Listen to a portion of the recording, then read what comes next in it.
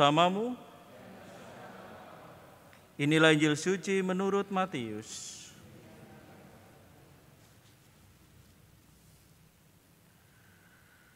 Dalam khotbah di bukit, Yesus berkata, "Kalian telah mendengar bahwa disabdakan, kasihilah sesamamu manusia dan bencilah musuhmu. Tetapi aku berkata kepadamu, kasihilah musuh-musuhmu dan berdoalah bagi mereka yang menganiaya kalian. Karena dengan demikian, kalian menjadi anak-anak Bapamu di surga. Sebab Ia membuat mataharinya terbit bagi orang yang jahat dan juga bagi orang yang baik. Hujan pun diturunkannya bagi orang yang benar dan juga bagi orang yang tidak benar.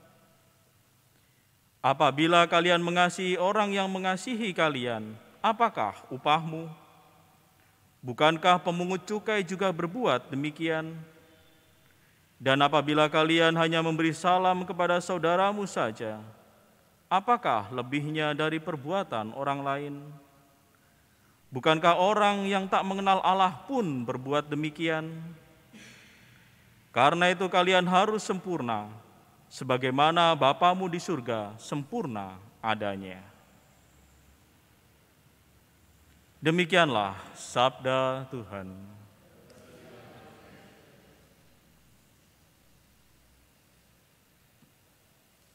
Saudara-saudari yang terkasih, apakah yang menyebabkan seorang bermusuhan dengan orang yang lain? Bangsa berperang dengan bangsa yang lain? Ada ungkapan bahwa akar dari permusuhan adalah kebencian. Kebencian sengaja dilontarkan, dan kita bisa melihat situasi sebagaimana yang ada di dalam negara kita, yang berusaha merongrong negara kesatuan Republik kita ini melalui ujaran-ujaran kebencian yang ada. Maka diharapkan terjadi permusuhan satu sama lain sehingga persatuan sebuah bangsa bisa dirusak.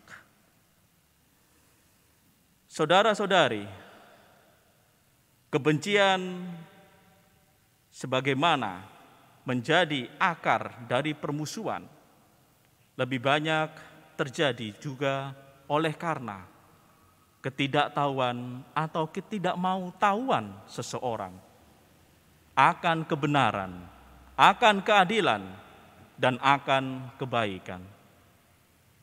Ketika orang tidak tahu dan tidak mau tahu akan kebenaran, keadilan, dan kebaikan itulah, maka rasa benci bisa hinggap. Orang akan mudah termakan oleh fitnah, hoax, rasa iri hati, dan dengki, sehingga muncul rasa benci. Karena ketidaktahuan akan apa yang sebenarnya terjadi, maka terjadilah rasa saling paham, saling ketidakpahaman satu sama lain. Kesalahan pahaman ini akan membuat orang akhirnya muncul rasa benci. Kesalahpahaman inilah karena tidak tahu apa yang sebenarnya terjadi, maka terjadilah percekcokan. Dan oleh karena ketidaktahuan akan bahayanya cinta diri yang egois, apatis, dan hedonis, maka membuat orang lain menjadi tidak begitu berarti. Nah, saudara-saudari yang terkasih, Tuhan Sang Raja Damai ingin bahwa agar bumi ini dipenuhi dengan kedamaian. Maka untuk mengalahkan kebencian-kebencian yang ada, Tuhan mengajarkan, kasihilah musuh-musuhmu. Rasa benci dilawan oleh kasih. Dengan demikian segala permusuhan dapat dikalahkan. Oleh karena kasih itu membawa kedamaian.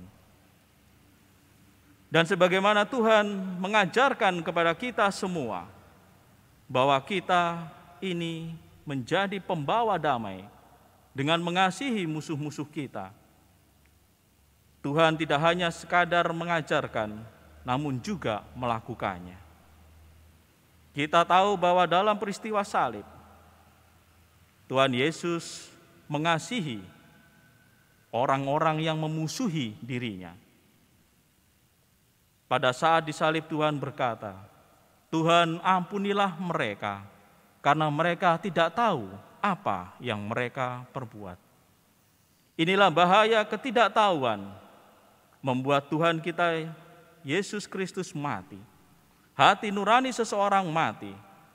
Dengan demikian, maka apa yang diminta oleh Tuhan, kasihilah musuhmu.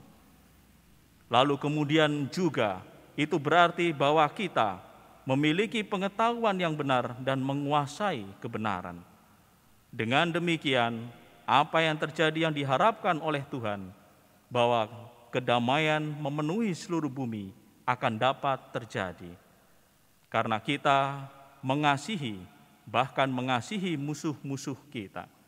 Niscaya ketika kita melakukan apa yang diajarkan oleh Tuhan ini, bahkan dilakukannya, maka kita akan mencecap kesalehan pula, bahkan menjadi sempurna, sebagaimana orang-orang kudus yang mencecap kebahagiaan surgawi. Saudara-saudari yang terkasih, marilah kita menjadi orang-orang yang berkenan di hati Tuhan dengan melaksanakan ajaran kasih ini, terlebih mengasihi musuh-musuh kita. Tuhan memberkati kita semua.